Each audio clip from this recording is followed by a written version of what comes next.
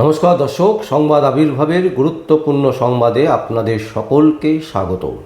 আমরা প্রত্যেক দিনের মতন আজকেও একটি বিশেষ এবং গুরুত্বপূর্ণ সংবাদ আপনাদের সামনে তুলে ধরব। দর্শক, বিজেপি সরকার গড়েছে মাত্র 40 দিন হয়েছে, আর এই 40 দিনের মধ্যেই একের পর এক বিজেপির যে কুকর্ম সেগুলো বেরিয়ে আসছে জনসমক্ষে, সাধারণ মানুষের কাছে। দেখুন, আমরা একটা ফটো দেখাবো, যে ফটোটি এই মুহূর্তে বাংলার রাজনীতিতে সাড়া ফেলেছে। তার আগে দু চারটে কথা আমরা বলতে চাই। ধরুন, আজকে মুখ্যমন্ত্রী হয়েছে শুভেন্দু অধিকারী, যিনি একসময় বিরোধী দলনেতা ছিলেন। তো সেই বিরোধী দলনেতা শুভেন্দু অধিকারী মুখ্যমন্ত্রী হয়েছেন। তিনি নবান্নের চেয়ারে, মুখ্যমন্ত্রীর চেয়ারে গিয়ে বসেন এবং তারপর সেখান থেকে তিনি নানান রকমের প্রেস বিজ্ঞপ্তি, প্রেসেদের সাথে মিট, এই সমস্ত কাজকর্ম করেন। রাজ্যকে তিনি এখন দিশা দেখাচ্ছেন। এখন ধরুন, এমনটা যদি হয় যে মুখ্যমন্ত্রী শুভেন্দু অধিকারী তিনি তার চেয়ারে বসে নেই, মুখ্যমন্ত্রীর যে চেয়ার সেই চেয়ারে বসে নেই, অন্য একটি চেয়ারে হাবিলদারের মতন বসে আছেন, আর তার ওই চেয়ারে বসে অন্য একজন কেউ বসে আছেন। মানে মুখ্যমন্ত্রীর চেয়ারে এক্স বলে কেউ একজন বসে আছেন, আর শুভেন্দু অধিকারী মুখ্যমন্ত্রী তিনি বসে আছেন অন্য চেয়ারে। কেমন লাগবে? জিনিসটা কি খুব ভালো লাগবে? আমাদের মনে হয় না। এটা কোনো সভ্য সমাজের, যেখানে গণতন্ত্র, এত বড় একটা গণতন্ত্র রাষ্ট্র, সেই গণতন্ত্র রাষ্ট্রে এই জিনিস কখনোই চলতে দেওয়া যায় না এবং কখনোই এটা কাঙ্ক্ষিত নয়। তাহলে প্রশ্ন উঠছে, আমরা এবার যে ছবিটা দেখাচ্ছি, এই ছবিটা বিশাল ভাইরাল হয়েছে এই মুহূর্তে, যে কি ওসির চেয়ারে বসে আছেন। ভাবুন, একজন ওসি, তার চেয়ারে বসে আছেন কে না, মুর্শিদাবাদের বিজেপি বিধায়ক গৌরী শঙ্কর ঘোষ। আচ্ছা দর্শক, ওসির চেয়ারে বসে আছে মুর্শিদাবাদের বিজেপি বিধায়ক গৌরী শঙ্কর ঘোষ। মুর্শিদাবাদের সাগরপাড়া থানার এই ঘটনা। আচ্ছা, কোথা থেকে তিনি সাহস পেলেন? এই যে গৌরী শঙ্কর ঘোষ, যিনি একজন বিধায়ক, বিজেপির বিধায়ক, ভালো করে শুনবেন, তিনি কিন্তু বিজেপির বিধায়ক, তিনি কি করছেন না, ওসির চেয়ারে বসে আছেন, আর ওসি পাশে একটি চেয়ারে বসে আছে। আমাদের প্রশ্ন হচ্ছে যে এই যে গৌরী শঙ্কর ঘোষ মহাশয়, তার সাহসটা হলো কি করে যে তিনি থানার ভেতরে ঢুকে একজন ওসির চেয়ারে তিনি বসে আছেন? আচ্ছা, এই ছবিটা কি শোভা পায় বাংলার মধ্যে?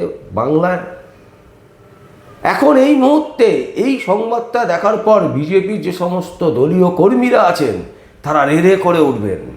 তারা অনেকে বলবেন এই ছবিটা বানানো, অনেকে আবার বলবেন যে তাতে কি হয়েছে।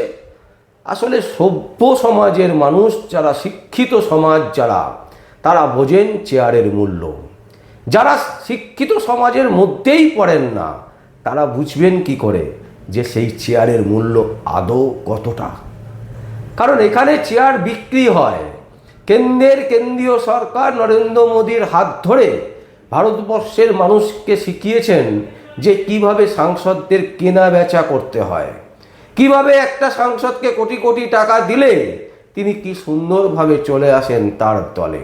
তো সেই বেচা কেনায়, মানে এতদিন আমরা জানতাম আলু বিক্রি হতো, পটল বিক্রি হয়, মাংস বিক্রি হয়, এই সমস্ত চাল ডাল আনাজপত্র, শাক সবজি, বাড়ির আসবাবপত্র, এই সমস্ত জিনিস বিক্রি হয়।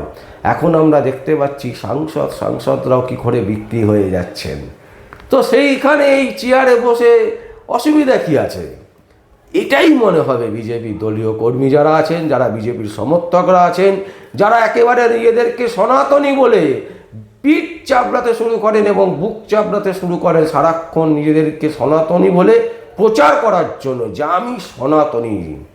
মানে এটাও যেন একটা বিরাট ব্যাপার, আমি সনাতনী, আমি হিন্দুত্ববাদী। এই জিনিসটা রাজ্যে বিজেপি সর্বত্র ছড়িয়ে দিতে চাইছে।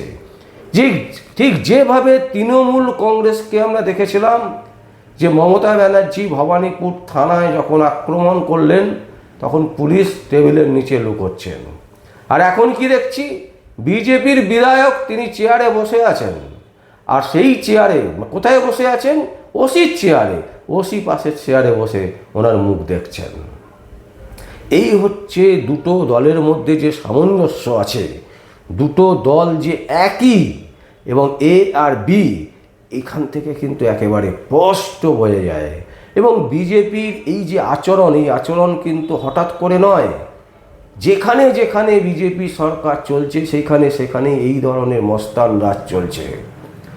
শুধু দালাল সংবাদ মাধ্যম তারা চুপচাপ বসে রগত দেখেন, কারণ তাদের পয়সার দরকার, কোটি কোটি টাকা দরকার, তাদের এমপ্লয়ীদের স্যালারির ব্যাপার আছে, তাদের নিজেদের লাইফস্টাইলের ব্যাপার আছে, তাই তারা চুপচাপ সহ্য করেন সব কিছু এবং তাদের হয়েই প্রচার করতে থাকেন, সারাক্ষণ ঘন্টা বাজাতে থাকেন, ঢং ঢং ঢং ঢং।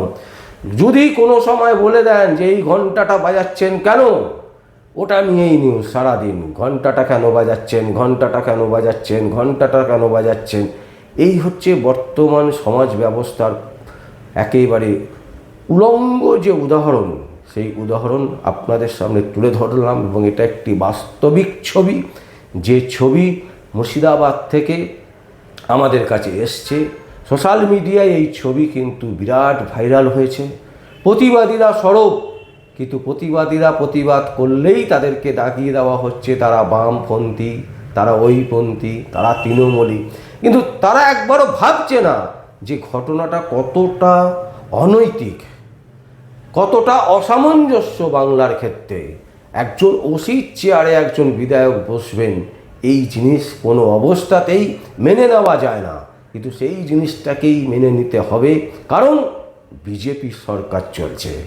রাজ্যে তৃণমূলের যে সরকার, সেই সরকার চলে গেছে, এখন চলছে বিজেপির সরকার। তাই কেউ কোনো কথা বলবেন না, চুপ করে থাকুন, না হলেই কেস। এই ধরনের ঘটনা ঘটছে। অলরেডি সনাতনীদের হয়ে প্রচার করতেন একটি সংবাদ মাধ্যম, তাকে রীতিমতো পুলিশের কাছ থেকে তার কাছে চিঠি চলে গেছে, নোটিশ, এবং নোটিশ পাওয়ার পর তিনি আবার পরিবর্তন হয়ে গেছেন। তিনি আবার সোশ্যাল মিডিয়াতে লিখছেন যে ঠিকই বলেছেন দিলীপ ঘোষেরা। আসলে পাল্টি খেতে বেশিক্ষণ সময় লাগে না বাংলার মানুষদেরকে। এখন বাংলার মানুষরা রপ্ত করে নিয়েছে, যারা রাজনীতি করেন, বিশেষ করে বিজেপি তৃণমূল, এদের মানে আজকে কি বলছেন আর কালকে কি বলছেন কোনো ঠিক ঠিকানা নেই। আজকে যেটা বলছেন কালকে টুক করে পাল্টি খেয়ে যাবে। মানে মানুষকে, মানুষের পাশে দাঁড়ানো, এটা যে মানুষ হয়ে একটা মানুষের কর্তব্য, সেই কর্তব্য বোধটুকু যেন হারিয়ে ফেলছে পশ্চিমবঙ্গের সংবাদ মাধ্যম, ইউটিউবাররা এবং যারা রাজনীতির সাথে যুক্ত তারা। দর্শক, আমরা এই সংবাদ আপনাদের সামনে তুলে ধরলাম। যদি আপনাদের কোনো বক্তব্য থাকে, কোনো কমেন্টস থাকে, অবশ্যই আপনারা কমেন্ট বক্সে কমেন্ট করবেন। আর দেখতে থাকুন পরবর্তী সংবাদ আবির্ভাবে। আমার নাম বিশ্বজিৎ পাল, সংবাদ আবির্ভাবের জন্য।